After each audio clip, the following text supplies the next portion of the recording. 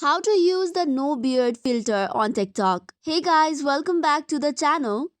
TikTok releases different type of filters and effect to get to the users. Recently, it has this filter called as no beard filter. To get or search for this filter, here is the process that you need to follow. First of all, head over to your TikTok application, but make sure you have updated it to the latest version. Then after, tap on the plus icon which is at the bottom. You can slide towards the right to get the effects or different filters available. And once you do so, you will see View All Effects button at the bottom of the page. Now tap on the small search bar which is on the screen and type in no beard.